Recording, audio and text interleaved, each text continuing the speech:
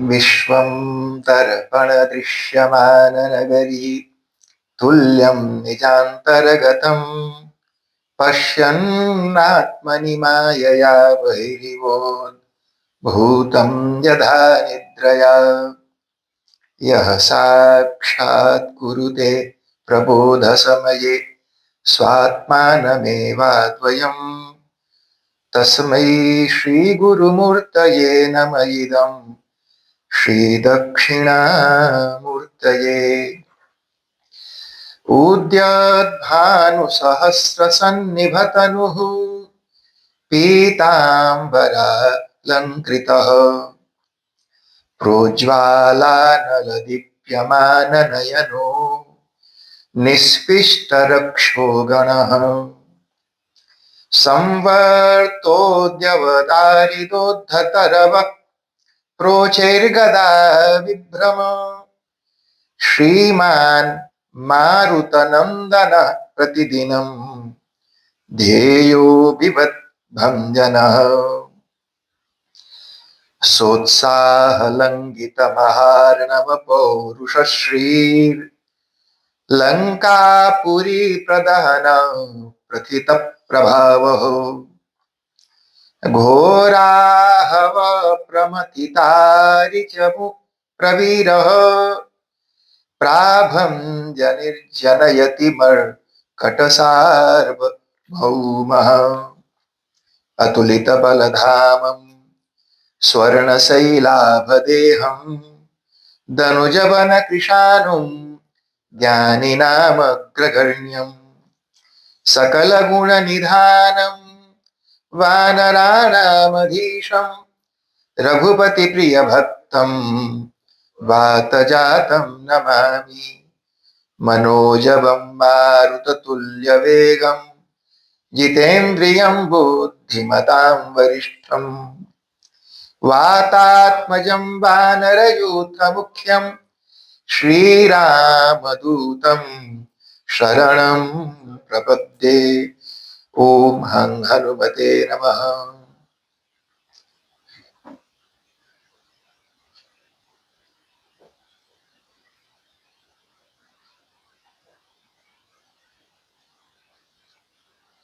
जय बोलो सत्य सनातन धर्म की जय। ओंकारेश्वर महादेव की जय। भूत भावन भगवान श्री काशी विश्वनाथ की जय। श्रीयावर रामचंद्र भगवान की जय। पवन सुत हनुमान की जय। ओम नमः पार्वती पतये हर हर हर महादेव। आइए जी, अब हनुमान जी के बारे में कुछ दो चार बातें जानने और समझने की कोशिश करते हैं। मेरी तरफ से भी आप सबका स्वागत है। हमारे सुजन शर्मा जी का और उनकी धर्मपत्नी का, इनके पास सीक्रेट है ऐसी ऐसी रेसिपी का। बाद में इनसे आप मिलके कथा के बाद घर में स्वादिष्ट तरकारी बनाने का रेसिपी भी सीखना। हमारे आदरणीय सुजन शर्मा जी, शालिनी जी, उनके बच्चे, सभी लोगों को भगवान काशी विश्वनाथ, माता अन्नपूर्णा, हनुमान जी महाराज कृपा करें।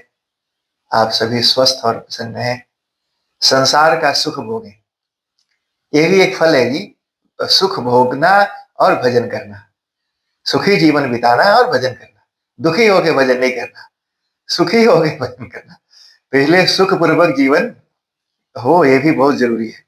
दुखी होकर भजन करने के लिए कहीं किसी ग्रंथ में नहीं है। हमारे आदरणीय अंबिका जी, अरुण जी, आशु, इन लोगों के ये सूत्रधार है। सूत्रधार का मतलब जोड़ता है। जैसे अलग अलग बिखरे हुए फूलों को जोड़कर माला बना दे, वो जो सूत्र, और तो सूत्र और उस सूत्र को जो पकड़ के रखता है, तभी ना यहाँ फूल बेटाया तो उसमें डाल दिया, वहां बेटाया डाल दिया, ऐसे अलग अलग जगह से लपेट के और माला की तरह जोड़ के इकट्ठा कर दे, तो ऐसे उसको कहते हैं सूत्रधार। तो ये सूत्रधार है हमारे आदरणीय अंबिका जी। भगवान आपको स्वस्थ और प्रसन्न रखें। और जितने भी लोग आए, प्रवीण जी और माता जी भी आज पधारी हैं, आप सबको हृदय से धन्यवाद। भगवान आप सबका कल्याण करें। कल हम लोगों ने हनुमान जी के बारे में दो चार बातें जानी। तो एक बात तो कल की चर्चा में ये थी कि स्वयं और सुवन में जिनको शब्दों की समझ नहीं है, या बाप बेटा का जो कॉन्सेप्ट है, जो केमिस्ट्री है, उसको मालूम नहीं है जी। केमिस्ट्री तो केमिस्ट्री जैसे पानी, तो पानी कैसे बना, तो जिसको मालूम होगा, तो कोई बोले कि H2O, क्या बोलते हैं जी, H2O, तो the purest form of the water वही है। तो कोई पानी बोले, लेकिन पानी में सिर्फ H2 और वो यही नहीं, और भी कई चीजें मालताल उसमें मिला रहता है।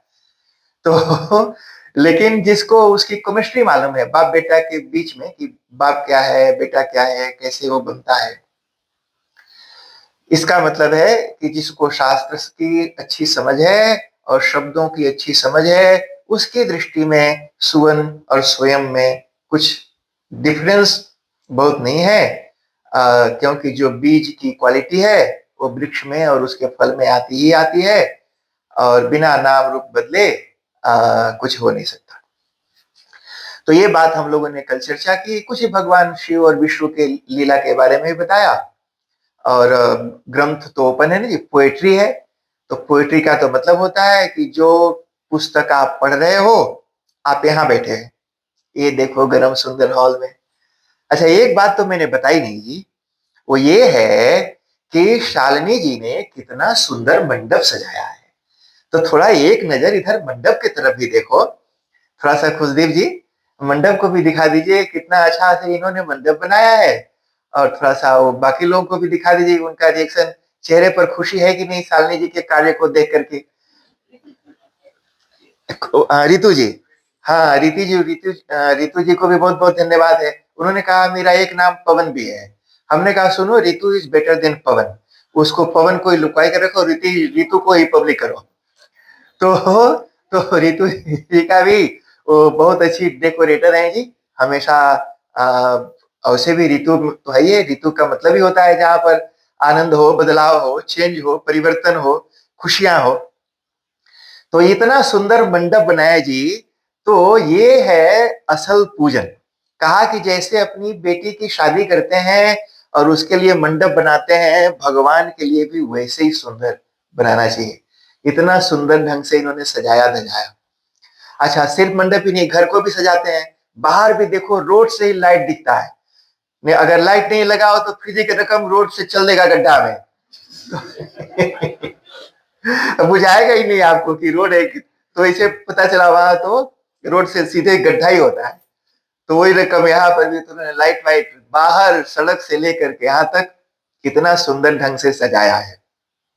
तो इसके लिए भी जी आपको बहुत बहुत धन्यवाद। बहुत काम होता है जी घर में, सजाना धजाना है, फिर भोजन भी बनाना है, सब स्वाद से बनना भी चाहिए, और ढेर सारे लोगों को बुलाना।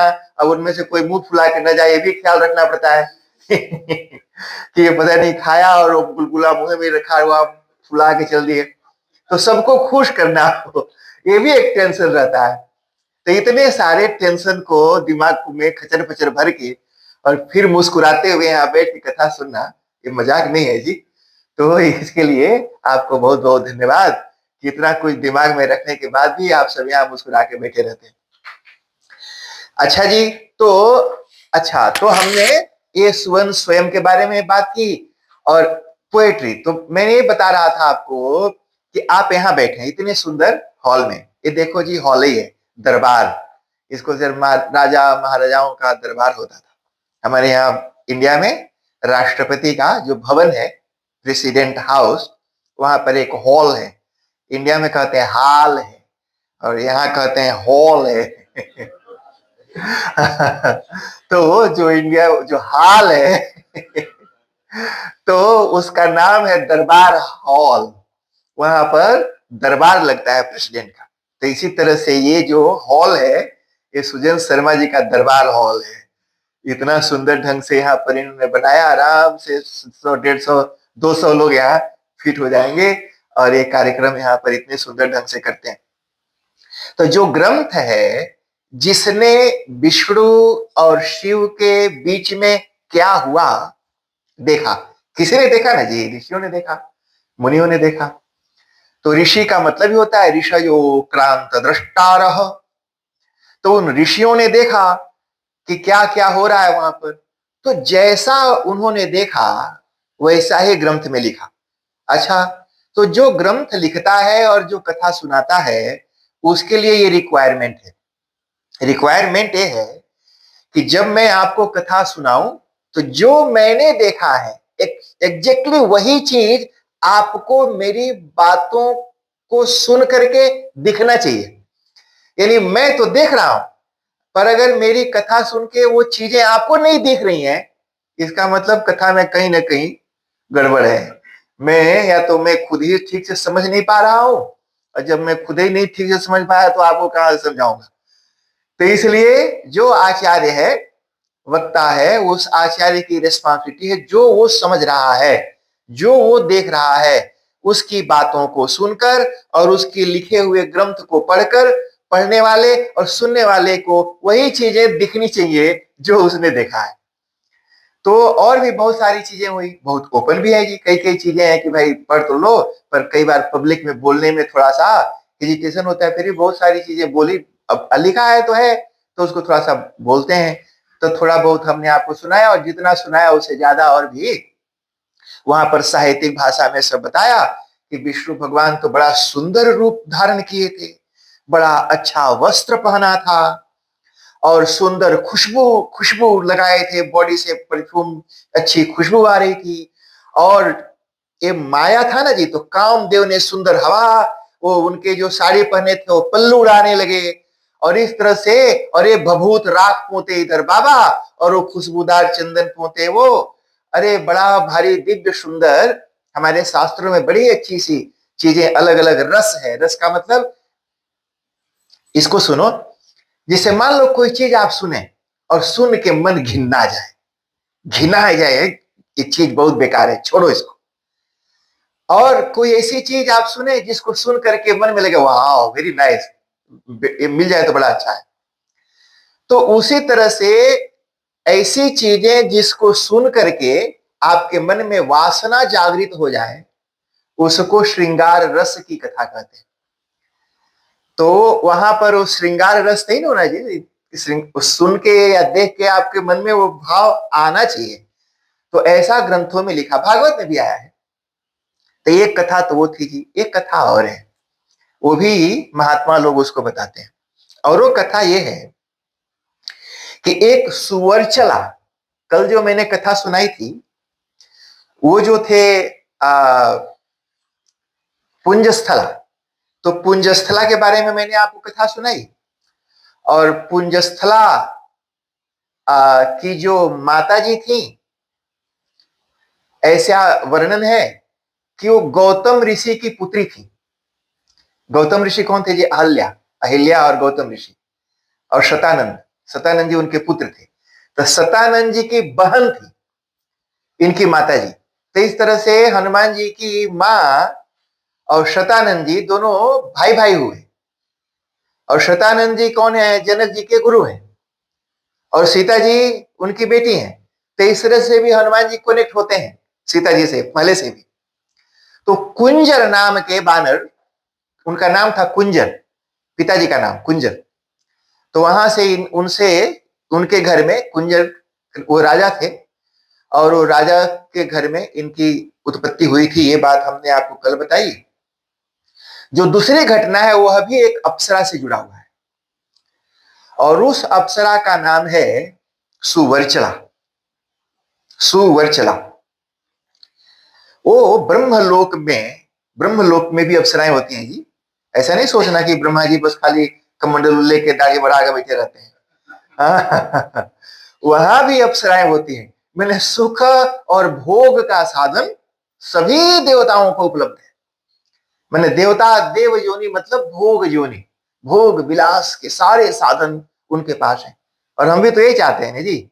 हम भी चाहते हैं कि सुंदर सा घर हो, फुल एयर कौन हो, बढ़िया काउच हो, अच्छी नारी हो, गाड़ी हो, साड़ी हो, सब कुछ हमारा भी यही है, भोग विलास की कामना के लिए तो सारा बटोर के रखते हैं। लेकिन अगर देवता बन गए तो बटोरने की जरूरत नहीं है, सब अवेलेबल है, कहीं स्टोरेज की जरूरत नहीं है, जो मन में आए सोचो सामने मिल जाएगा। तो वहां पर वो सुबर्चला अप्सरा थी, पर कई बार जिनकी शकल सूरत अच्छी हो गई, थोड़ा सा दिमाग अच्छा हो गया, तो थोड़ा उल्टा सीधा काम में लग जाते हैं। बहुत पैसा आ गया तो भी लोग बौरा जाते हैं और सोचते हैं कि पैसा हो गया अब थोड़ा कुछ करो। तो करे कौन जी, कथा नहीं सुनेगा, धर्म नहीं करेगा, यज्ञ नहीं करेगा, उल्टा सीधा काम करेगा, पब में जाएगा, क्लब में जाएगा, दारू पिएगा, लड़ाई करेगा और फिर लॉयर को पैसा देगा। तो वो लॉयर को देगा तो लॉयर तो खाएगा, उसको तो कुछ मिलेगा नहीं। और वही पैसा अगर धर्म को दे तो चलो भाई, यहाँ खर्चा किया, वो ब्याज के साथ जोड़ करके भगवान उसको लौटा देते हैं। ऐसा हुआ। कैसे लौटाते हैं? क्योंकि हमने जो भी यहाँ पर बटोरा है, जितना खा लिया पी लिया वो तो ठीक है, भोग किया, अच्छा किसी को दे दिया, चलो ठीक है, उसे यश आपको मिल गया। बाकी जितना छोड़ के मर गए वो आपके किस काम का है? मतलब जितना भी आप 10 मिलियन छोड़ के मरो, इट्स ओके। तो आप जो 10 मिलियन छोड़ के मरे हैं, तो you left and you died. तो जो आपने 10 मिलियन छोड़ा, वो 10 मिलियन के लिए जीवन भर मरे होंगे। अरे जीवन भर मरा तब ना वो 10 मिलियन बटोरा। तो जिस जिस चीज को मर मर के बटोरा, उसको छोड़ के मर गया। तो जो छोड़ के मर गया वो आपके किस काम आएगा, इस पर विचार करना है। तो दानम भोगो नासस्येति तिस्रः गतयः भवन्ति धनस्य। कहा कि या तो भोग कर लिया, तो खाया भी तो आपने को पता चला ना जी कौन सी खाया। रात को आपने कितनी महंगी चीज खाई और सुबह टॉयलेट में खलिया दिया, ये बात किसको पता चला? किसी को नहीं पता चला। लेकिन यहां पर 150 लोगों को बुला करके खिलाए, बराबर, झूरा भात और दालें खिलाया। कम से कम लोगों ने एक्नॉलेज तो किया कि सुजन के घर हमको इतना अच्छा, इतनी सी तरकारी मिली, भात मिला, दाल मिला, बाबा बड़ा स्वाद मिला। तो ऐसे कम से कम दो बात मीठा बोल के जाएंगे ना जी। कोई बोले बड़ा स्वाद है तो सुन के खुशी नहीं होती है? खुशी तो हुई और यश भी मिला। तो खुद खाया वो बहुत अच्छा यूज नहीं है धन का। शरीर धारण हो उतना खाना चाहिए। बेटर यूज है कि आपने उससे किसी को खिलाया पिलाया।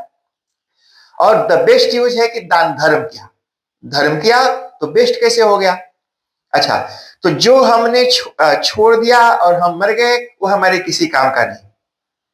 और मैं शर्मा जी को बता रहा था कि सोम का धन शैतान खाता है।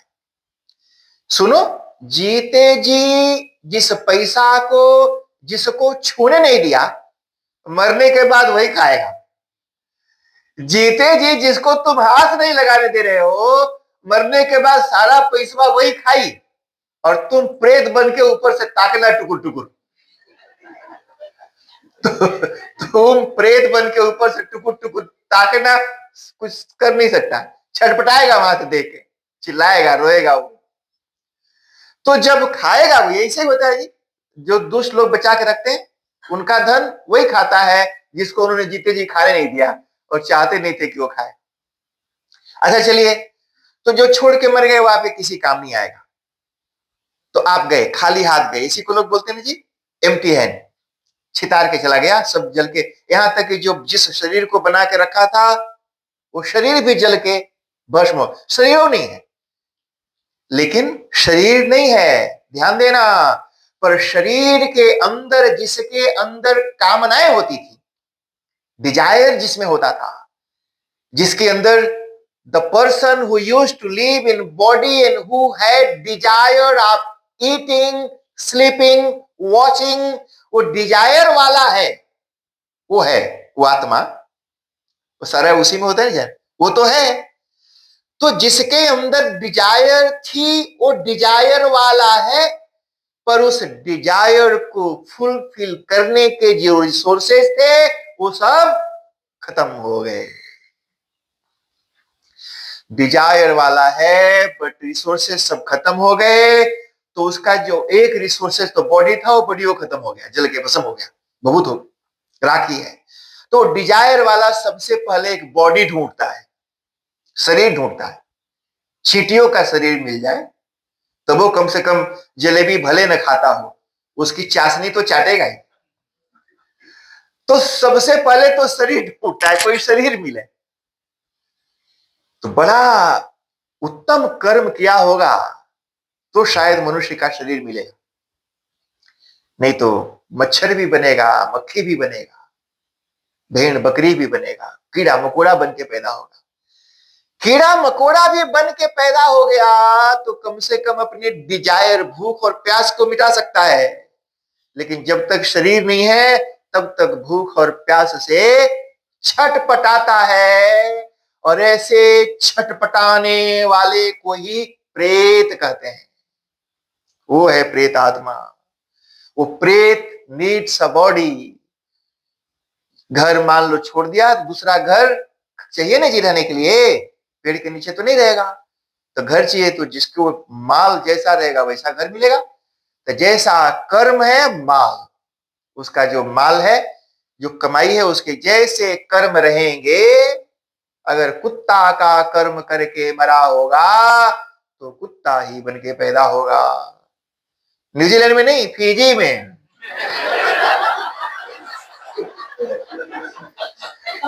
ऐसा नहीं सोचे क्या? तो इस तरह से ही जैसा कर्म किया होगा वैसा कर्म। वे लोग सोचते हैं, एक हमारे है जी सज्जन शिष्य मनोरेवान, बोले महाराज अगर कुत्ता भी बनना है तो न्यूजीलैंड में भगवान बनाए, बड़ा अच्छा है। हमने कहा उसके लिए भी अच्छा कर्म करना पड़ेगा, तब न वो मेम गोदी में लेके घुमाएगी। पूरा पुण्य कर्म किया होगा वो बेचारा ऐसे मुंह हिला के बैठा है, वो बाल झाड़ रही है, उसकी मुंह पोंछ रही है टावल से। देखा जी वो गाड़ी में पीछे बूट में रख के टावल से, बढ़िया सुंदर क्लीन व्हाइट टावल, उसका मुंह पोंछ रही है, गोड़ पोंछ रही है। कितना सुख है उसको, सोचो।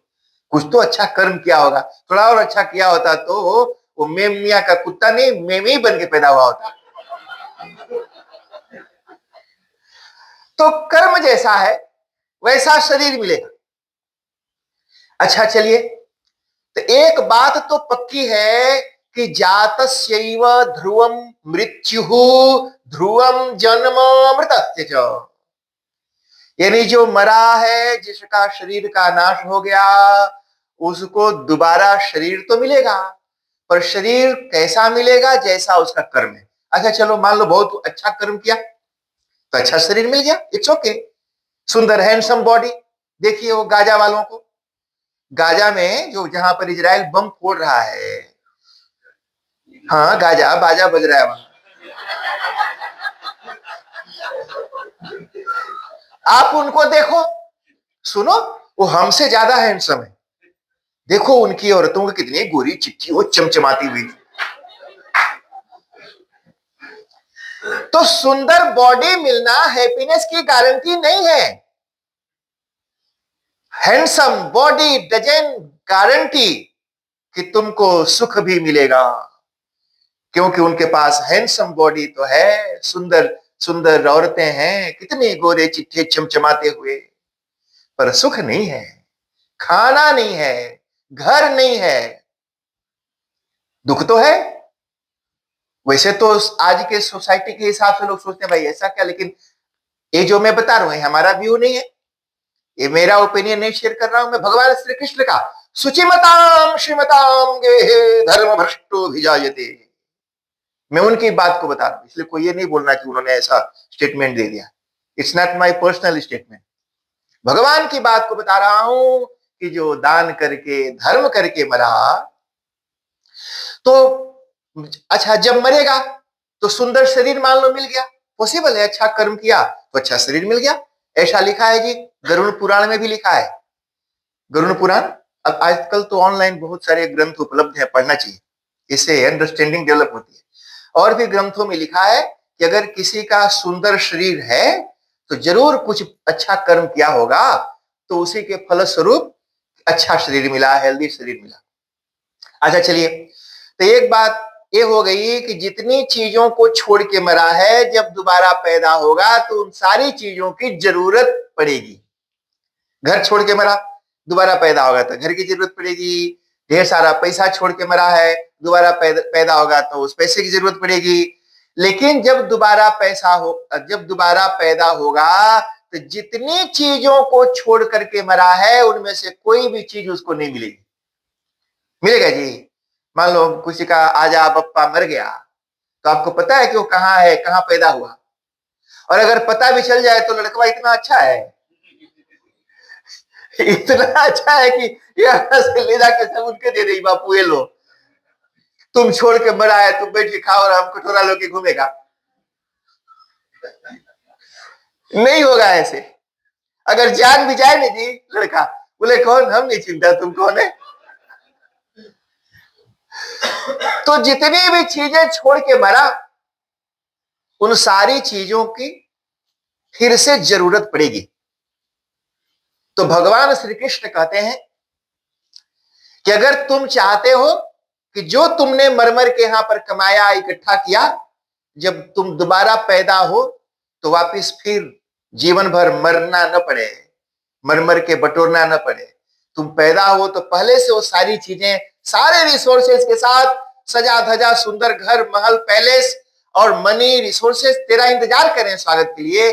तो फिर धर्म करो, यज्ञ करो, दान करो, पुण्य करो, वो सारा कुछ इकट्ठा होकर के तुमको किसी ऐसे धनी मनी परिवार में, अच्छे संस्कार वाले परिवार में, अच्छा सुनो, सुख देने वाले माँ बाप के घर में। अब माँ बाप बप्पा पैसा है लेकिन दुख देता है बेटा को, बहू को, तो ऐसे बप्पा के घर नहीं जाना। मना ऐसा होगा जिसके पास संपत्ति भी होगी और सुख भी देगा। ऐसे परिवार में शुचिमताम श्रीमताम गेहे धर्म भ्रष्टो विजायते।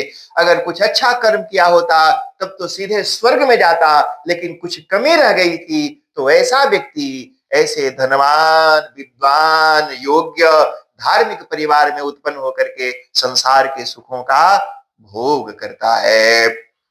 इसलिए भी दान और धर्म करना चाहिए जी। तो पुंज स्थला की कथा में ये बताया, और फिर जो सुबरचला की कथा में ये बताया कि सुंदर शरीर भी पुण्य से मिलता है। लेकिन कई लोगों को ये नहीं लगता कि कुछ अच्छा कर्म किया है तो धन मिला है, धन मिला तो उस धन से धर्म नहीं करते, पाप करने लगते हैं, और फिर बाद में वो धन का नाश तो होता ही है और उनका आगे का लोक भी बिगड़ जाता। सुबरचला को घमंड था, अभिमान था, कच्छ भच्छ कुछ का कुछ खाती पीती थी, इसलिए सोच समझ के खाना चाहिए। जो चीजें हमारे लिए खाने के लिए बना उसको खाना, जो नहीं है नहीं खाना। तो कच्छ भच्छ माने उल्टा सीधा खाना पीना, उल्टी सीधी हरकतें थी। एक दिन ब्रह्मा जी गुस्सा गए, बोले कि तू तो गिद्ध के तरह जीवन जीती है, जा तुम गिद्ध ही हो जा। है ना, गिद्ध जानते हैं ना, वल्चर जो होते हैं न्यूजीलैंड की, पता नहीं। तो गिद्ध तो वैसे गिद्ध जटायु, जिनको जटायु थे वो गिद्ध प्रजाति के थे। तो जा तो गिद्ध हो जा, गिद्ध और गिद्धी स्त्रीलिंग, तो स्त्री गिद्धरी बन करके पैदा हो गई। तो गिद्धरी हुई तो बड़ी दुखी हुई कि आपने हमको गिद्ध बना दिया। सुनो, गिद्ध क्या खाता है? वो मांस खाता है। पर कैसा मांस खाता है? जो बिल्कुल सड़ के बजाया हुआ होता है, बिल्कुल ऐसे मांसों को जिसको कोई नहीं खाता उसको वो खाता है, और इन्वायरमेंट को शुद्ध करता है, पवित्र करता है, बैक्टीरिया बग्स बीमारी को फैलने नहीं देता। देखो संसार को कितना कंट्रीब्यूट करते हैं ये वो। अगर गिद्ध नहीं होते हैं तो ढेर सारी बीमारियां ऐसे जगह जगह पशु पक्षी मरेंगे, सड़ेंगे, और हजारों तरह के बैक्टीरिया कीड़े मकोड़े फैलेंगे। इसलिए हमारे यहाँ भारत में जानवरों को खिलाने के लिए, उनको इंजेक्शन लगाने के लिए अलग अलग तरह के केमिकल यूज किया, और फिर जब जानवर मरते थे तो उनके बॉडी में केमिकल होता था और उसको गिद्ध खाने लगे, तो जानवरों को खाने से गिद्ध मरने लगे। जहां पर हम लोग छोटे छोटे थे तो गांव में देखते थे कि झुंड के झुंड गिद्ध, क्योंकि गाय मर गई, भैंस मर गई, तो लोग टांग के ले जाके उधर घर गांव के बाहर जंगल में धर देते थे, और गिद्ध वगैरह खा खा के उसको चट करके क्लीन कर देते थे। और बाद में लोग जानवर छोड़े तो कोई खाने वाला नहीं, क्योंकि सारे गिद्ध तो मर गए खा के। इंडियन गवर्नमेंट ने एक प्रोजेक्ट शुरू किया गिद्धों को बचाने के लिए, और वो गिद्ध जी इंडिया से लेकर के और दूसरे दूसरे कंट्रीज तक अब तो इंटरनेशनल हो गए, वो घूमते हैं, क्योंकि उनकी तो उड़ने की शक्ति उड़ने की शक्ति अलग अलग, उन्हें भारत के गिद्ध दूसरे दूसरे देश में भी वो जाते हैं और घूम घाम के फिर वापस भी आ जाते हैं। तो ये बात भी वो गिरधरी बनी तो ब्रह्मा जी की उसने प्रार्थना की और बोला कि आपने हमको इतना भयानक श्राप दे दिया, मुझसे गलती हो गई, क्षमा करिए, इसका कोई उपाय हमको बताइए कि जिससे मैं इस योनि से छूट जाऊं और हमारा जीवन धन्य हो जाए। बोले कि चिंता मत कर, तेरे गिद्ध शरीर से एक बड़ा उत्तम कार्य होगा। तो बड़ा उत्तम कार्य होगा और क्या होगा, कहा कि देख त्रेता युग में भगवान भगवान साक्षात नारायण का अवतार होगा और वहां पर हनुमान जी का भी प्रादुर्भाव होना है। तो वहां पर यज्ञ होगा और यज्ञ से साक्षात भगवान यज्ञ पुरुष वो खीर पायस लेकर के प्रकट होंगे और दशरथ जी बांटेंगे। तो जब बांटने लगेंगे तो उस खीर की कामना, प्रसाद की कामना में माता अंजना तप कर रही हैं, वो प्रसाद में उनका भी शेयर है और उनको तो ये देंगे नहीं दशरथ जी, तो इसलिए तुम एक काम करना, वो तुम यहां से ले जाके तुम वहां दे देना। तो ये कथा मतलब उसको पूरा प्लान समझाया और कहा कि जैसे ही तेरे हाथों से ये काम होगा, ये उत्तम कर्म करने से जो तेरा पाप है वो कट जाएगा, तुम्हारे शरीर से एक उत्तम कार्य होगा, इससे तुम इस योनि से छूट जाओगी। अच्छा जी, मतंग ऋषि का आश्रम के पास में वो रहती थी और मतंग ऋषि ने उनको सारा कुछ समझा दिया था। मेमोरी लॉस नहीं हुई जी, शरीर बदलता है तो मेमोरी लॉस हो जाती है। जैसे मान लो अभी है और मर करके जब दोबारा पैदा होगा तो प्रीवियस मेमोरी कार्ड डिलीट हो जाता है, क्योंकि फिर नई मेमोरी फिट कहां करेगा, पुराना भरा रहेगा। तो इसलिए उसको क्लीन करते हैं। पर इसको नया शरीर तो मिला पर पुराना डाटा वहां पर रहा, तो इसको सब कुछ याद था कि क्या क्या करना है। वहां पर माता अंजना सुंदर पुत्र की कामना के लिए तप कर रही थी, क्योंकि बहुत दिनों तक उनको कोई संतान नहीं हुई।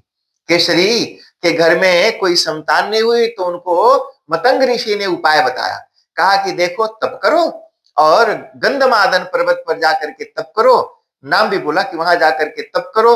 अलग अलग जगह का अलग अलग फल होता है, माने स्थान में भी एनर्जी होती है। आप कैसी जगह पर बैठे हो उस जगह की एनर्जी वाइब्स भी आपके बॉडी को, आपके इमोशंस को प्रभावित करता है। तो इसलिए स्थान का बड़ा महत्व है। इसलिए बार बार बोला कि आज स्थान को पवित्र करके, और अगर पवित्र ना हो तो हम पवित्र करते हैं शुद्ध करके, और फिर वहां पर बैठना चाहिए। गलत स्थान पर बैठने वाले अच्छे आदमी की भी बुद्धि खराब हो सकती। हमारे एक शिष्य हैं, फीजी के ही हैं, कुछ लोग हमारे गुरु हैं तो शिष्य पर है वो गुरु हमारे, और कुछ कुछ आके सुनाते हैं। एक दिन बहुत शुरू की बात है जी, इन अर्ली डेज जब मैं न्यूजीलैंड में था, मेरे पास आए, बोले गुरुजी ये न्यूजीलैंड है, यहाँ फ्री में कुछ नहीं हुए है। हाँ, यहाँ बाप बेटा कहीं कुछ फ्री नहीं चलता है, सब कुछ लेना देना है, एक हाथ से दो दूसरे हाथ से दो। हमने कहा ऐसा क्या भाई, कुछ तो इंसानियत होती होगी। बोले ना, यहाँ तो सब लेना देना है, बिना स्वार्थ के फायदे के कोई कुछ नहीं करता। हमने कहा सच्ची बात है। बोला मैं आपको एविडेंस सुनाता हूँ। हमने कहा अच्छा भाई कौन सा एविडेंस है, थोड़ा हमको सुना दो। बोला कि आपने श्रवण कुमार की कथा सुनी है? हमने कहा हाँ सुनी है। वो अपने अंधे माता पिता को लेकर के पूरा घूमते रहे, देश दुनिया पूरी यात्रा कराई, तीर्थ धाम कराए। उन्होंने कहा वो श्रवण कुमार अपने अंधे और बूढ़े माँ बाप को लेकर एक बार न्यूजीलैंड में आए। वो श्रवण कुमार अपने अंधे और बूढ़े माँ बाप को लेकर घूमते घुमाते एक बार न्यूजीलैंड आए, और जब ये बगल आए तो कंधे से उतार के धर दिया और कहा कि देख यहाँ पर ब्लाइंड सोसाइटी है, वहां जा, स्टिक और डॉग पकड़, मुफ्त में घुमा रहा हूं, हमारा शोल्डर पिरा है, अब तो कुछ नहीं, $500 वीकली पे करेगा तब मैं उठाऊंगा, नहीं तो यहीं पड़े रहो। बोले कि ये धरती में भी दोष होता है, मैंने अलग अलग स्थान आप कैसे जगह पर गए। तो मैंने कहा फिर क्या हुआ? तो उन्होंने कहा गुरुजी श्रवण कुमार के मैया बप्पा बड़ा होशियार रहे, हमने कहा फिर होशियार नहीं तो करीन कौन चीज? तो बोला कि उन्होंने श्रवण कुमार को कहा कि ठीक है बेटा, हम तुमको 500 वीकली नहीं, $1000 वीकली देंगे। तो तुम, लेकिन वो जो पैसा है वो सारा हमने वृंदावन के अकाउंट में जमा करके रखा है। तो तुम एक काम कर, जब तक यहां रहना है घुमा, और यहां से जब वापस लेके चलना तो वहां हम तुमको चाबी दे देंगे, वो सारा पैसा निकाल लेना। श्रवण कुमार ने कहा ठीक है, पैसा तो मिलना ही है, आज नहीं तो कल मिलेंगे। पूरा घुमाया, और जैसे ही भूमि क्रॉस की और उस पवित्र भारत भूमि में गए, अरे दहाड़ मार के अपने मैया बप्पा के गोड़ पकड़ के रोने लगे श्रवण कुमार कि हमने आपसे पैसे मांगे, धिक्कार है मुझे, धिक धिक उस पुत्र को जो अपने माता पिता की सेवा करने के लिए पैसे का डिमांड किया। अरे हम गलत देश में चले गए थे, गलत स्थान गलत भूमि में थे, इसलिए हमारी बुद्धि भ्रष्ट हो गई थी। अब मेरी बुद्धि शुद्ध और पवित्र हो गई, क्योंकि मैं पवित्र भूमि पर आकर के खड़ा हो गया हूं। इसलिए पवित्र भूमि में जाकर, तीर्थ स्थान में जाकर जो अच्छा कर्म करते हैं उसका ज्यादा फल होता है। इसलिए मतंग मुनि ने बताया कि वहां पर जाकर के तुम ये उत्तम कर्म करो, और इससे तुम्हारी जो तपस्या है जल्दी फलीभूत हो जाएगी। तो वहां जाके तपस्या कर रही थी जी। एक दिन वायु देवता वहां पर प्रकट हो गए, और वायु देवता ने आकर के प्रसन्न होकर के और उनको कहा कि हे देवी, आपका जो तप है बहुत शीघ्र ही पूर्ण होने वाला है, और मैं उसमें मददगार होऊंगा। और ब्रह्मा जी ने वायु देवता को बताया जी, फोन लगाया समझ लो, क्योंकि उस समय जब फोन कैसे लगाते थे जी, आज कल इंस्ट्रूमेंट है, वो बस ऐसे बैठते थे और इंटरनल, क्या बोलते थे, टेलीपैथी, इंटरनल, टेलीफोन नहीं, टेलीपैथी। कॉल किया यहां से, बताया कि वायु देवता वो गिरधरी उधर से खीर का प्रसाद लेके आएगी और अंजना को गिराएगी, ध्यान रखियो कहीं जमीन पर न गिर जाए, क्योंकि अंजना माता को पता नहीं, तो आप लप से लपकना और अंजना के हाथ में उस प्रसाद को गिराना। तो ये वायु देवता तैयार थे जी। अब यहाँ पर यज्ञ हुआ अयोध्या में, आप सब जानते ही हैं, और यज्ञ से वो प्रसाद निकला। तो वशिष्ठ ऋषि ने कहा कि ले जाकर के यथायोग बांट दो। यथायोग का मतलब होता है कि यथायोग मतलब कि जैसा होना चाहिए। यथा, जैसे मान लो 3 लोगों में बांटना है, तो यथा योग का मतलब हुआ कि उसको 3 हिस्सा करो और बराबर बराबर बांट दो। मान लो किसी बाप के 2 लड़के हैं, और बाप कहे कि अच्छा मैं मेरी पूरी संपत्ति का बंटवारा यथा योग करूंगा, मतलब 50-50। अगर मान लो किसी के 5 बेटे हैं और अपनी संपत्ति को यथा योग बांटेगा, तो 20%, 20%, 20%, यथा योग का मतलब इक्वल शेयर। वशिष्ठ जी ने कहा कि यथा योग ले जाकर के बांट दो। अब देखो, दशरथ जी ने गुरु जी की बात नहीं मानी। दशरथ जी को बोला यथा योग बांटना, उन्होंने आधा 50% कौशल्या को दे दिया, सीधे आधा कर दिया, और जो बकिया का आधा था उसका आधा करके कई कई को दिए, तो गुस्सा गई, कहा कि भेदभाव करते हो, वो बड़ी सुंदर है और नहीं है, अभी जवान है, तो उससे ज्यादा मतलब वो नई और अच्छी जवान है अभी कई कई, और कौशल्या जी थोड़ा सा अधेड़ हो गई हैं। कई कई ने कहा ये का भेदभाव करते हो, कौशल्या से तुमको बड़ा प्यार है, बड़ा प्रेम है, उसको बिल्कुल आधा दे दिया 50%, और हमारे हिस्से में आधे में से आधा। ऐसे ही झगड़ा करने लगी, कई झगड़ाहीन औरत होती हैं, तो तो वो झगड़ा वो झगड़ा करने लगी वहां पर। अच्छा सुनो, वो झगड़ने लगी, उसी समय जो गिरधरी दीदी आई। अच्छा सुनो, जब 2 लोग झगड़ते हैं तो तीसरा फायदा उठाता है, 2 झगड़ते हैं तीसरा फायदा उठाता है। वो गिरधरी आई, जब से जो मिला था वो लेके उड़ गई, वहां से जो मिला था वो भी लेके उड़ गई। और रोजी गिरधरी थी, कहा कि देख, खा नहीं सकती उस खीर को, तेरे मुंह में जाएगा भी नहीं, हजम भी नहीं होगा, तेरी शक्ति ऐसी नहीं है। कहा कि मैं तो इस मुंह से अपवित्र चीजों को खाती हूँ। कहा कि देख, वो अग्नि का प्रसाद है, अग्नि जहां रहता है वो अपवित्र को भी पवित्र कर देता। अग्नि कभी अशुद्ध नहीं होता जी। कई लोग बोलते हैं अच्छा इसमें मुर्दा जलाया तो उस अग्नि में हवन नहीं करना चाहिए, अग्नि अशुद्ध नहीं हुआ। हाँ, एक परंपरा है कि जिस अग्नि में गृहाग्नि से पुराने जमाने में मुर्दा जलाया जाता था, वहां हवन वगैरह बंद कर देते थे, नई अग्नि प्रज्वलित किया जाता था, पर अग्नि कभी अशुद्ध नहीं होता। तो उसने चोंच मारा, प्रसाद लिया और उड़ी यहां से, और जहां माता अंजना तपस्या कर रही थी वहां उसने चोंच से अपना वो खीर गिराया उनके ऊपर। ये वायु देवता थे जी। तो वायु देवता ने, वायु बैलेंस है ना जी, हवा, हवा का मैंने उस हवा से उस खीर को ऐसे कंट्रोल, नहीं मैंने फिजिकली वायु देवता वहां नहीं है, ऐसा नहीं सोचना कोई आदमी की तरह वहां है हाथ में रोक के उनको दिया, ना ना ऐसा कुछ भी नहीं हुआ। वो वायु दो एयर से ऐसे उसको खीर को कंट्रोल किया, लाइक प्रॉपरली, नाइसली, रेस्पेक्टफुली उसको ला करके और धीरे से माता अंजना के हाथ में धर दिया। और वो माता अंजना को तो पहले से पता था, वो उसको लेकर के, अरे जी वो तो उसी का इंतजार कर रही थी कि यज्ञ यज्ञ के प्रसाद से परमात्मा प्रकट होने वाले हैं। तो भगवान शिव ने भी कहा था, देखो ये मेरा शेयर है। यज्ञ में ईशान देवता का पूजन होता है जी, तो वो ईशान ही साक्षात वहां पर उस खीर के माध्यम से प्रविष्ट हो गए, और समय आने पर वो भगवान शिव वहां पर हनुमान जी के रूप में प्रकट हो गए। तो ये बात हमने आपको, तो ये कि दूसरी कथा बताई कि कई लोग आपने सुना होगा बोलते इस तरह से वो राम जी के भाई हो गए, बोलते हैं ना कि तुम मम प्रिय भरत सम भाई, और एक जगह तो बोला कि तुम लक्ष्मण से दुगुना मुझे प्रिय हो, तो भाई भी हो गए जी। लेकिन हनुमान जी कंफ्यूज नहीं है, मतलब वो नहीं कि बोले तू भरत से ज्यादा प्रिय है और लक्ष्मण से दुगुना तुमसे प्यार करता हूं। हनुमान जी सुनते हैं पर उनको अपनी औकात मालूम है, वो उनको मालूम है, फूल के कुप्पा नहीं हो जाते कि अच्छा भाई चलो लक्ष्मण और भरत को रिप्लेस कर दो, ना ना, वो बिल्कुल जी अपने औकात का मतलब मर्यादा जी। उर्दू में औकात कहते हैं और संस्कृत में मर्यादा, अंग्रेजी में लिमिट कहते हैं। बी इन लिमिट मतलब औकात में रहो, मतलब मर्यादा में रहो, माने अपनी सीमा में रहो। ये अलग अलग शब्दों के अलग अलग वर्ड हैं, मतलब सबका एक ही है।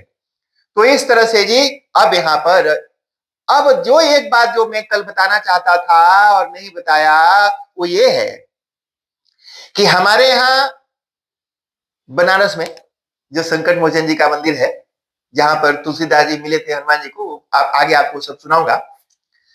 तो वहां पर कार्तिक कृष्ण चतुर्दशी को हनुमान जयंती मनाई जाती है, दिवाली के एक दिन पहले। अच्छा, तो एक हनुमान जयंती हो गई। एक हनुमान जयंती मनाई जाती है चैत्र पूर्णिमा को, रामनवमी के बाद जो पूर्णिमा आता है। और एक हनुमान जयंती एकादशी के दिन भी ये वर्णन आया। अब देख लो जी कि चैत्रे मासी सीते पक्षे हरिदिन्याम मघाभिरे, मैंने चैत्र के महीना में शुक्ल पक्ष में एकादशी तिथि को हनुमान जी का जन्म हुआ था।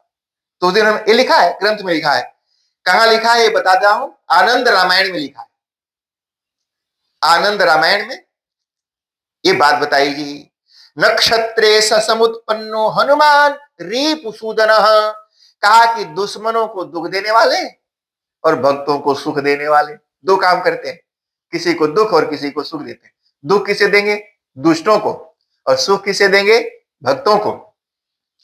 अच्छा, दूसरी बात, महाचैत्री पूर्णिमायाम, चैत्र महीना के पूर्णिमा तिथि को समुत्पन्नो जनीसुतः, ये चैत्र पूर्णिमा जान लीजिए ना, कई बार कंफ्यूजन होता है, तो मान लो फिर कभी ये सब झगड़ा लड़ाई चले तो आपको पता रहेगा कि देखिए लिखा है।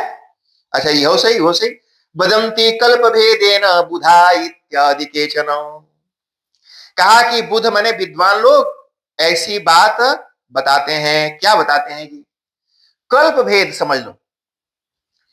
आपको वैसे मैं कई बार बता चुका हूं कि जो सतयुग, त्रेता, द्वापर, कलयुग, ये चारों युग 71 टाइम्स आते हैं, इसको एक मनवंतर कहते हैं।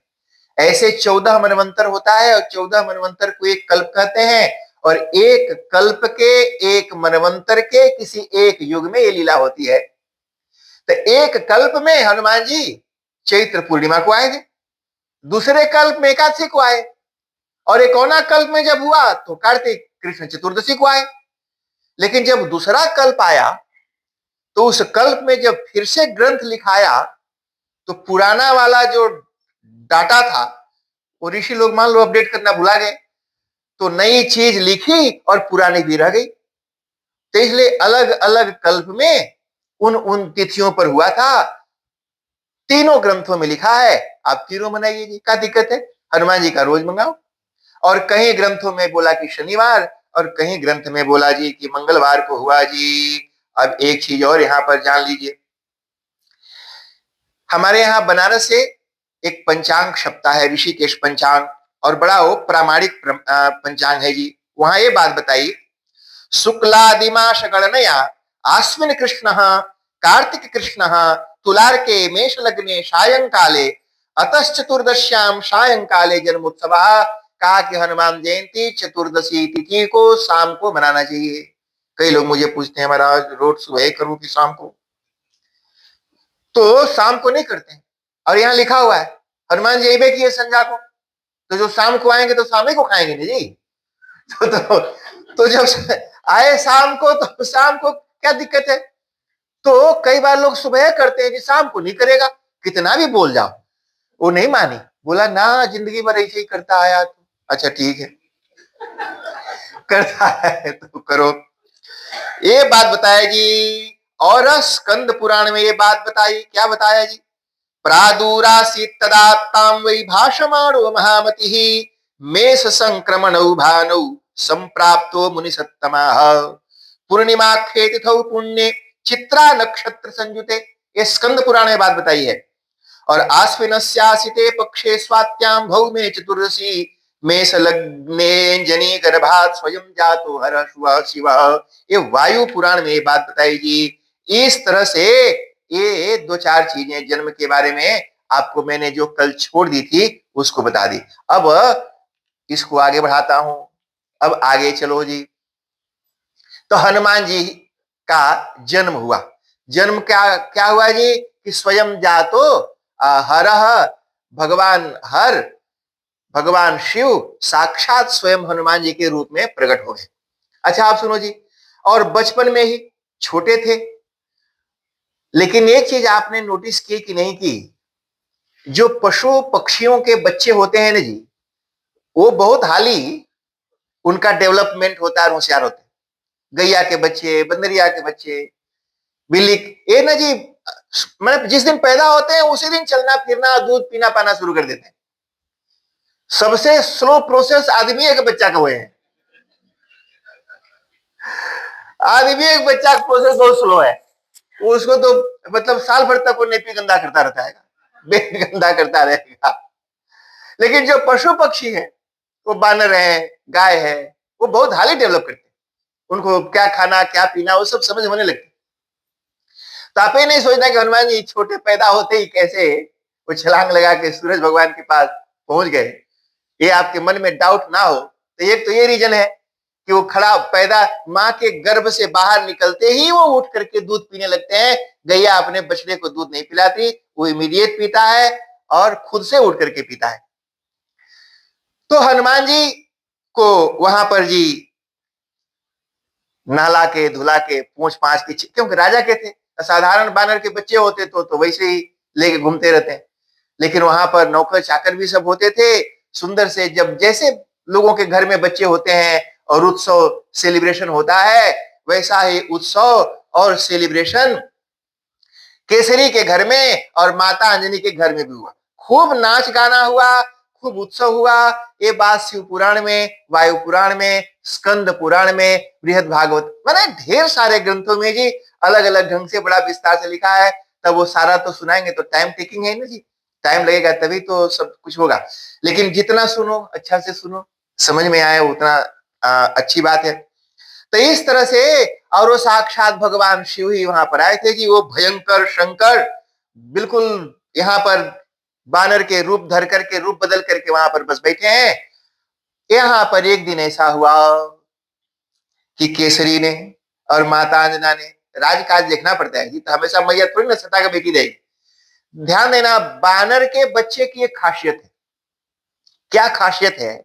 बनरिया अपने बच्चे को नहीं पकड़ती है, बच्चे की रेस्पॉन्सिबिलिटी है कि भैया के पकड़ के रखे।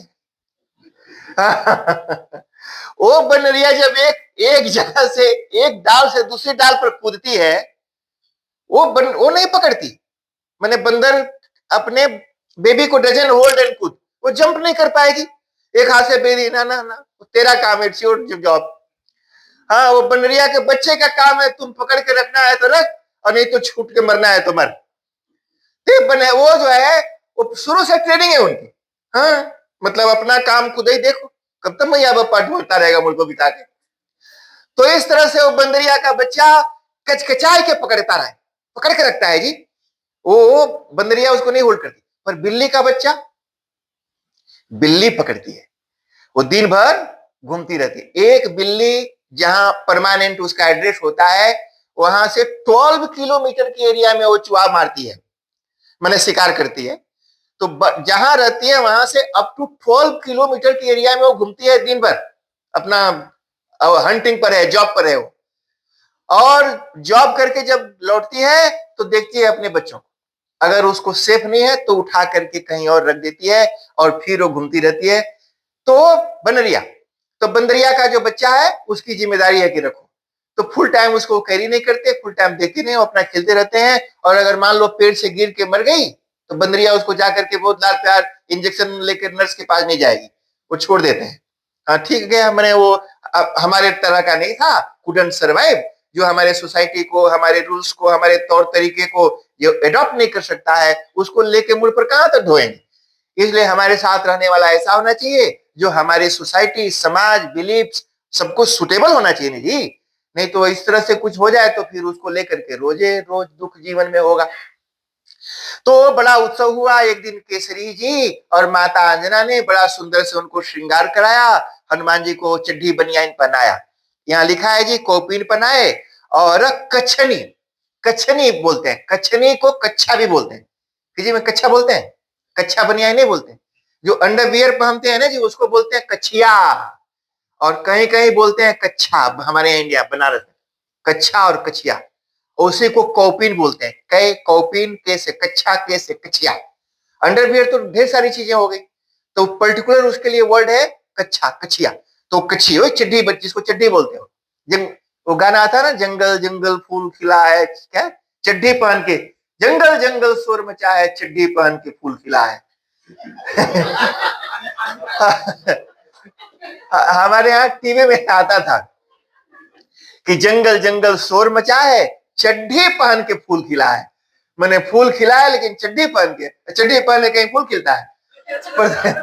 पर वहां पर था जी।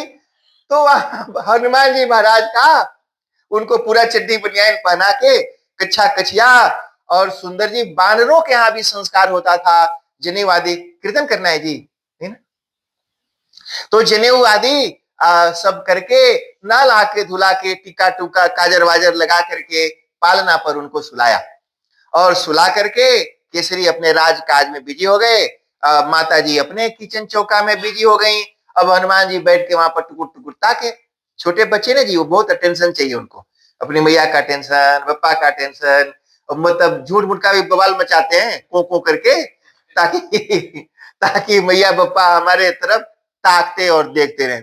और मैया सब बुझे जी कि कब झूठ मूठ के को करता है और कब असली में को करता है, वो मैया बुझती है। उसको लगता है कि बेवकूफ है, तो इसलिए कई बार ना जो को करते रहते हैं, मैया इग्नोर करती रहती है।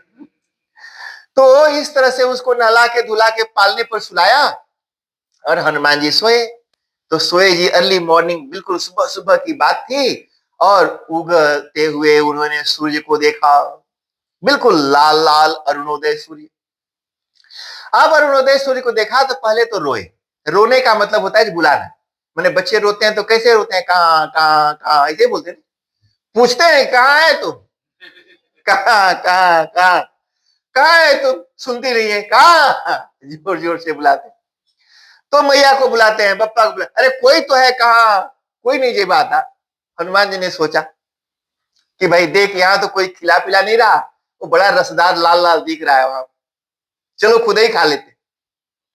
अब आप ये सोच रहे हो कि अभी नवजात शिशु, छोटा सा बच्चा, लेकिन वायु देवता ने तो उसको वरदान दिया था ना कि लंघने प्लवने चाहिए, मैंने ये वायु जैसे बड़े बड़े ऊंचे चट्टानों और पहाड़ों को लांघ जाते हैं और वायु कहीं भी उड़ जाते हैं, वैसा होगा। तो वायु का तो वरदान था, वायु के पुत्र थे, तो वो तो महाराज हनुमान जी उड़ गए। वायु को कहीं जाने के लिए दिक्कत है जी, कहां नहीं चला जाएगा, तो उड़ गए हनुमान जी वायु की तरह। अब वायु देवता सुनो, बेटा चाहे जहां भी रहे पर बप्पा का दिल वहीं रहता है। अब वायु देवता तो है, लेकिन जब हनुमान जी उड़े तो संगे संगे बप्पा भी उड़ गया। सोचा कि अभी ये छोटा सा बच्चा वायु ने सोचा कि छोटा सा बच्चा, कोई इसको आइडिया अंदाजा तो है नहीं, अभी नवा नवा है, लेकिन मैं तो सब जानता हूं, मुझे पता है कि सूरज कितना गर्म है, कितना हीट है, और ये अभी छोटा सा बच्चा है, उड़ के और वही बगल जा रहा है। तो वायु देवता भी संगे संगे उड़ गए। अच्छा, उड़े कैसे जी? वायु गर्म भी है और ठंडा भी है, बोलते ठंडी हवा चल रही है और कभी कभी गर्म हवा चल रही है। तो वायु ने तो मानो हिमालय से कुछ बर्फ की सीलियां बटोर ली। सोचा कि हिमालय से वो बर्फ की सीली, बड़े बड़े एयर कंडीशन के मशीन समझ लो हनुमान जी के चारों बगल, तो बड़े बड़े ऐसे बर्फ की सीलियों का बिल्कुल कोल्ड चिल्ड वायु चारों बगल से हनुमान जी को घेर कर संगे संगे उड़ रहे, और सूर्य जैसे जैसे नकीचा है, गर्मी बढ़ती जाए, उधर से भगवान सूर्य की नजर पड़ी।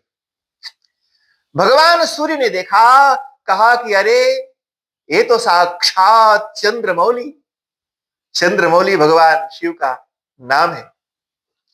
कहा कि ये तो साक्षात शिव हमारे बगल आ रहे हैं, इनका स्वागत करना चाहिए। तो भगवान सूर्य ने अपनी जो गर्मी, अपना जो तेज था, उसको थोड़ा कम कर लिया, ताकि छोटा बच्चा कहीं झुलस न जाए, कहीं उसका रंग शकल सूरत कलर बिगड़ न जाए। तो उन्होंने अपने तेज को थोड़ा सा धीमा कर लिया, और धीमा करके हनुमान जी तो छला, और देखा पीछे पीछे वायु देवता भी आ रहे। कहा कि हम सोचा अकेला नहीं, चलो बप्पा संगे है तो संभालेगा। तो बाप बेटा दोनों वहां पहुंच गए जी, और हनुमान जी कूद करके चले गए, रथ पर जाके बैठ गए। भगवान सूर्य ने तो बड़ा सुंदर ढंग से उनका स्वागत किया, सत्कार किया। तो जिसको वो खाने के लिए फल समझ के गए थे, इस पर हम चर्चा कल और विस्तार से करेंगे।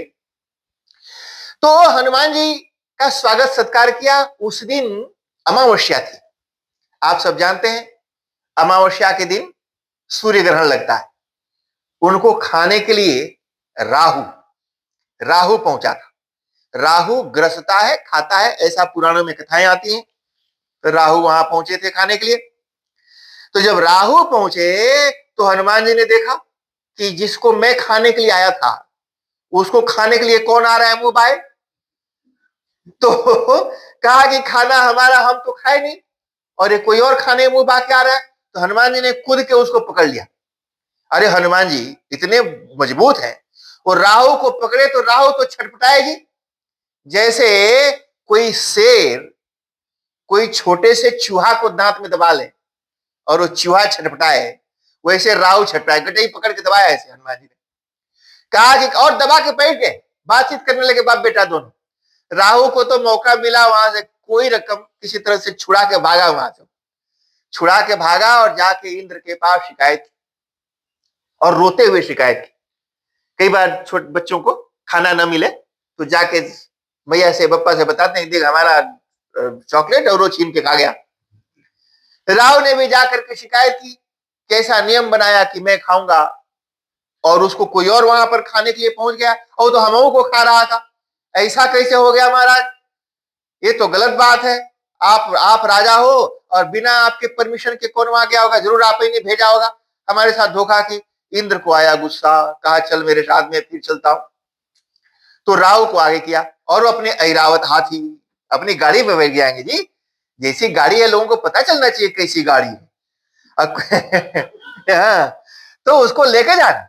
कुछ दिनों से लोग खुशदीप की गाड़ी की बड़ी तारीफ कर रहे हैं, तो हमको तो गाड़ी गाड़ी करे कम, लेकिन इतने सारे लोग बोल रहे हैं कि गाड़ी गाड़ी, तो कुछ है उसमें जी, कुछ मसाला है, तो हमको देखना पड़ेगा।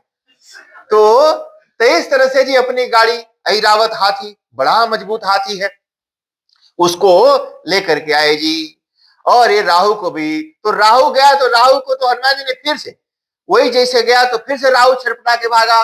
इंद्र को आया क्रोध और इंद्र ने अपना वज्र का प्रहार हनुमान जी के ऊपर किया, बड़ा जोर से मारा। सुनो, हनुमान जी के लेफ्ट ठुडी पर लगा, ये लेफ्ट हैंड साइड में, तो ये टेढ़ा हो गया। ये ठुडी है, इसको ठुडी कहते हैं, इसी को संस्कृत में हनु कहते हैं। तो यहां मारा, उस वज्र ने, वज्र का प्रहार जब किया तो बहुत कस के लगा। हनुमान जी छोटे थे अभी, तो वो उस घायल होकर के उस वज्र से थोड़ी देर के लिए बेहोश हो गए, मूर्छित हो गए। ऐसी भी कथा आती है कि बाद में कि वज्र मारे तो वज्र तो टूट गया पर हनुमान जी को कुछ नहीं हुआ। लेकिन यहां पर एक कथा आई कि हनुमान जी के ऊपर जब वज्र लगा तो उनकी लेफ्ट ठुडी हनु टेढ़ी हो गई और वो मूर्छित होकर के गिर पड़े और वायु देवता को बड़ा भारी क्रोध आया। असौ हि जातमात्रोपि बालार्कैव मूर्तिमान ग्रहीतु कामो बालार्कम पुप्लवांबरमध्यतः।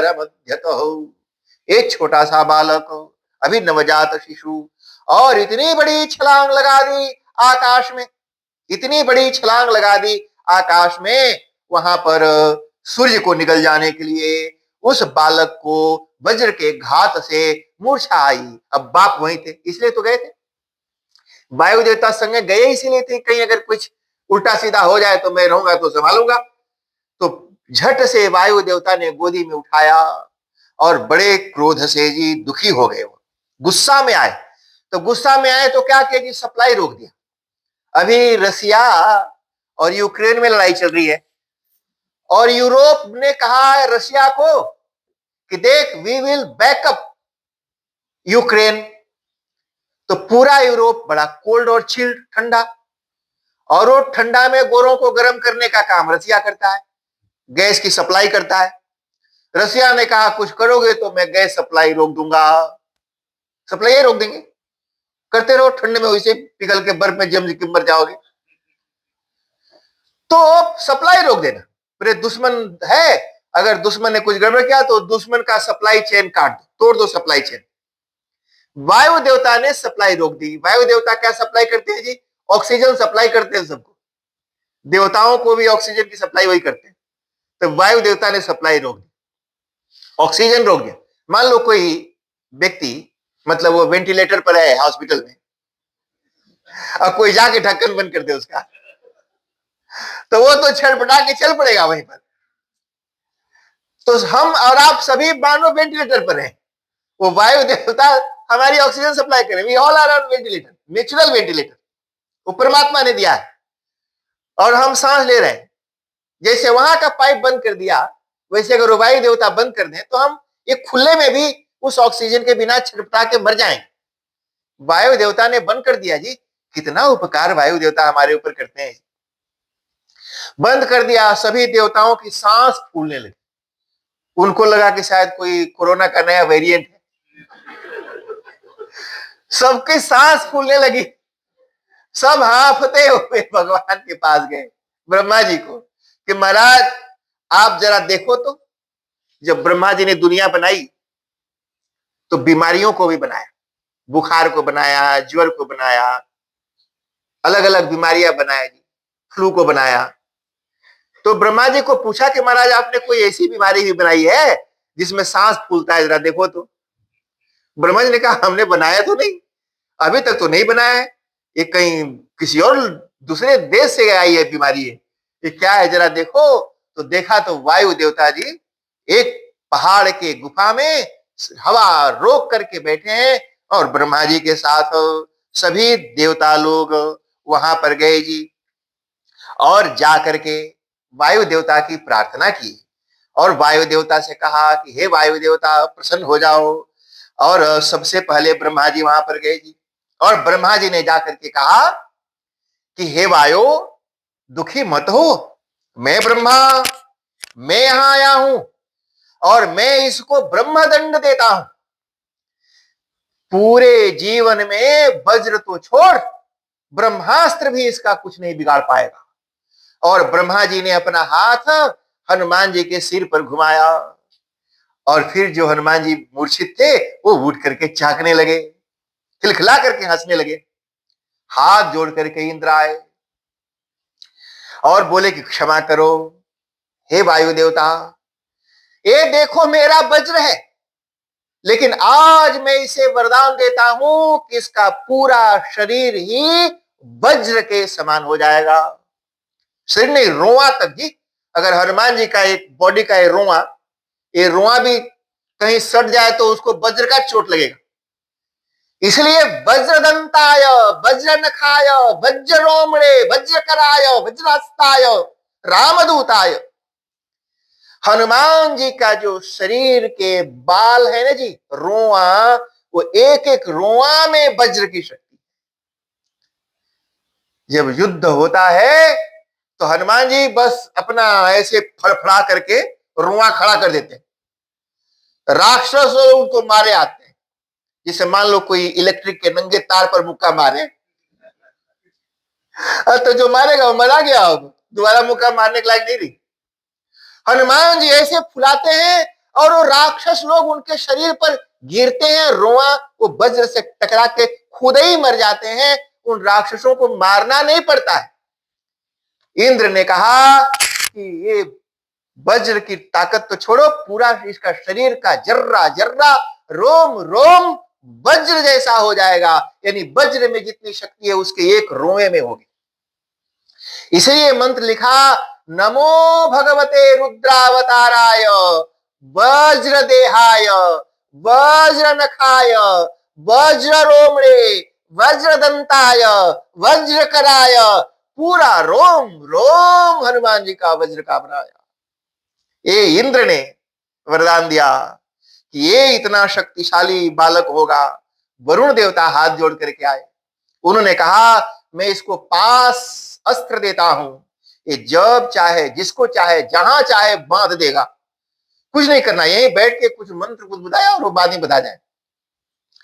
उसके बाद से वहां पर यम देवता आए और यमराज ने कहा कि अरे मैं यमराज, मैं ही तो मृत्यु का डिपार्टमेंट देखता हूं और इसको फ्री फ्रॉम डेथ करता हूं। फ्री फ्रॉम डेथ होगा, इसकी मृत्यु नहीं होगी। यमराज गारंटी दे रहा है जी खड़ा होकर, क्या मैं ही तो है, देखो मैं हूं यमराज, मैं ही मृत्यु का देवता हूं और मैं इनको यम और मृत्यु से फ्री नहीं करता हूं, इनको मृत्यु की जो शक्ति है वो देता हूं। इसकी मृत्यु तो नहीं होगी, लेकिन ये जिसको चाहे उसको मार सकता है। इसको कोई नहीं मार पाएगा, लेकिन ये जिसको चाहे उसको मार देगा। इतनी शक्ति हनुमान जी को यमराज ने दी। उसके बाद से यक्षराज कुबेर आए। कुबेर ने जो हनुमान जी गदा धारण करते हैं, वो गदा कुबेर ने उनको दिया। कहा कि बड़ी अद्भुत गदा है, बड़ी शक्तिशाली गदा है, एक गदा में कभी जंग नहीं लगेगा, एक गदा को फुल टाइम साथ में कैरी करने की जरूरत नहीं है। हनुमान जी चाहे गदा को फेंक सकते हैं और जब सिर्फ गदा का ध्यान करेंगे तो गदा इनके सामने प्रकट हो जाएगी। कई बार हथियार है ना जी, मान लो बंदूक है, कैरी करना पड़ेगा ना जी। अब मान लो आपको रास्ते में चोर घेर लिए और बंदूक है घर में बंदूक है घर में और डाकू घेरे हैं जंगल में, और आप बोले हैं हट नहीं तो गोली मार दूंगा। वो बोलेगा ना निकाल ना, बंदूक है कहां तेरा बोला घर है बोला तब तक तो कूट देगा आपको वहां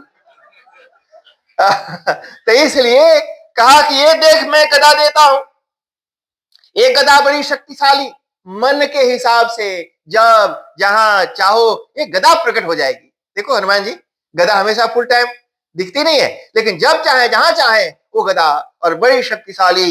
एक गदा का प्रहार जिसके ऊपर करेगा उसको ऐसा लगेगा कि धरती, पूरी पृथ्वी ही टूट करके उसके ऊपर गिर पड़ी हो, इतना चोट। एक छोटी सी गदा और एक गदा के प्रहार में इतनी ताकत है कि जैसे मानो किसी के ऊपर कोई पत्थर नहीं पटको, ऐसे हजारों पत्थरों वाले पहाड़ और वो पहाड़ों वाली धरती, वो पूरा धरती ही किसी के मुंह पर पटक दो, इतना भारी चोट लगे।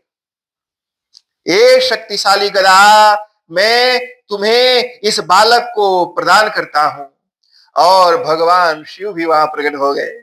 कहा कि हूं तो मैं ही, लेकिन कुछ हम दे दें, है नहीं। जहां पर लोग लुटा रहे हो ना जी, तो खलिया लिफाफा लेके भी लोग पहुंच जाते हैं ऐसे बंद करके ले जाएगा। बोला सब दे रहे थे तो कोई ये नहीं बोले बड़ा कंजूस है। और पता चला गुरुजी घरे लिफाफा लेके खोले तो खाली है, अंदर कुछ ये नहीं है। भगवान शिव भी पहुंचे, चलो हम कुछ दे देते। भगवान शिव जाकर के बोले देखो मैं इसको यह वरदान देता हूं कि संसार में जितने भी अस्त्र और शस्त्र हैं कि वो किसी भी शस्त्र और अस्त्र का कोई असर इसके ऊपर नहीं होगा। कुछ चीजें हैं जी जो दूर से फेंक के मारते हैं, और कुछ है जो हाथ में लेकर के लड़ी, तलवार, भाला, बर्छी, और कुछ है दूर से बिक दिया ऐसे। तो एक को कहते हैं अस्त्र, एक को कहते हैं शस्त्र। कहा कि चाहे अस्त्र हो चाहे शस्त्र हो, दोनों में से किसी का भी असर इसके ऊपर नहीं होगा। ओ विश्वकर्मा जी वहां पर आ गए। विश्वकर्मा ने कहा कि हम भी कुछ देंगे, सभी देवता लोग दे रहे हैं तो हमको भी कुछ देना चाहिए। तो विश्वकर्मा आए, बोले कि देखो जितने भी हथियार हैं बनाता तो मैं ही हूं, डिपार्टमेंट तो मेरा ही है जी, क्योंकि जो फैक्ट्री है गन्स फैक्ट्री, वो फैक्ट्री तो हमने इंस्टॉल किया, और सारे गन्स, गोला बारूद बनाने का काम, सप्लाई करने का काम मैं करता हूं। तो जितना भी हमारा जो सप्लाई चेन है, जितना भी हमारा इनोवेशन है जो हमने इन्वेंट किया है, उसमें मैं ऐसा चिप डाल दूंगा कि वो हथियार जैसे ही हनुमान जी के पास आएगा अपने आप पे डिफ्यूज हो जाएगा। मैंने हनुमान जी के पास आते ही वो हथियार डिफ्यूज हो जाएगा, मतलब वो काम करना बंद कर देगा। ये वरदान मैं देता हूं। यानी अगर मान लो किसी ने चला भी दिया तो हनुमान जी के पास पहुंच तो नहीं पाएगा, पहले ही वो डिफ्यूज हो जाएगा। मैंने एक ऐसा एयर डिफेंस सिस्टम से लैस कर दिया उनको, एक ऐसा एयर डिफेंस सिस्टम से लैस कर दिया हनुमान जी को। ये एयर डिफेंस सिस्टम उस हथियार को बहुत पहले ही डिफ्यूज कर देगा, हनुमान जी के पास पहुंच ही नहीं पाएगा जी। ये सब नया वर्ड है, अभी इंडिया में हुआ तो सीखा है। हाँ, कुछ चीजें अभी कुछ दिन पहले वो फ्लाइट गिरी, कुछ लोग बेचारे उनका जीवन खो गया। उसके बाद लोगों के मन में बहुत डर बैठ गया। अब फ्लाइट में लोग डर डर के उड़ते हैं, वो मैंने जैसे उड़ता है अल्लाह तब तक बेचारे डरते रहते हैं, शरीर कांपता रहता है। अभी रिसेंटली एक फ्लाइट जो कोलकाता जा रही थी, अचानक से पायलट ने बोला ओ माय गॉड, जोर से चिल्लाया, पूरा प्लेन सन्नाटा एकदम। और थोड़ी देर बाद वो पायलट को होश आया। कई बार वो माइक चला के कुछ अनाउंसमेंट करते नहीं, वो बाय मिस्टेक को माइक चालू रह गया था। लोगों ने सुना ओ माय गॉड, सब के सब भी कांपने लगे डर के मारे। क्या हुआ? वो पायलट को एहसास हुआ कि भाई हमको ऐसे माइक ऑन रह गया और मैंने बोल दिया। तो पायलट ने फिर से अनाउंस किया कि आई एम रियली सॉरी, मेरे पैंट पर गर्म कॉफी गिर गई और अचानक से मेरे मुंह से निकल गया। अगर आपको भरोसा ना हो तो आकर के मेरी पैंट देख लो। एक बूढ़ा बोला कि तू बाहर आके हमारी पैंट देख।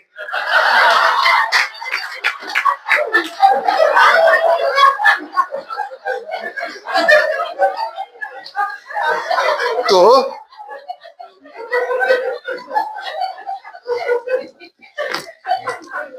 ये संसार है जी, तो पूरा एयर डिफेंस सिस्टम से लैस कर दिया उनको। भारत में युद्ध हुआ, ये देखो। अब इसमें कुछ नहीं बात है, साधारण सी बात है। उसने बोला कि तू देख, बोला तू देख, तो ऐसे डर बैठ गया। हनुमान जी महाराज को इन सभी देवताओं ने वरदान दिया जी, विश्वकर्मा ने ये दिया। और फिर ब्रह्मा जी सामने आकर के पवन देवता को बोले कि अब तुम निश्चिंत हो जाओ और निश्चिंत होकर के इस बालक को लेकर के जाओ। अब ये बालक तो देवताओं से भी ज्यादा शक्तिशाली है। आज के बाद इसको कहीं भी किसी भी चीज का कोई डर भय नहीं रहेगा।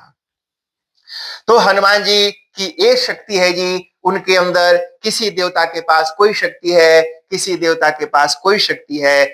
मतलब आपको इस चीज के लिए उसके पास जाना है, उस चीज के लिए उसके पास जाना है। हनुमान जी एक अकेले ऐसे देवता हैं जिसमें सारे देवताओं की सारी शक्तियां समाहित है। और जो बचा खुचा रहा वो सीता जी और राम जी ने बाद में दिया, उसकी चर्चा हम बाद में करेंगे। जब लोग पवन सुत हनुमान की जय। बस नहीं जी, तो काफी हुआ आज। उम्मीद करता हूं और अच्छी चीजों की हम लोगों ने चर्चा की है कि कैसे हनुमान जी का सब कुछ हुआ, और इसके आगे और हनुमान जी के विषय में कुछ और भी नई नई चीजें जो प्रचलन में और व्याख्यानों में नहीं है, जिसको लोग कथाकार लोग नहीं सुनाते हैं, हम ऐसी चीजों को भी चर्चा करने और जानने और समझने की कोशिश करेंगे। आप सब खड़े हो जाइए, भगवान की आरती करेंगे और आरती के बाद आगे की जो सूचना है आप सबको दी जाएगी।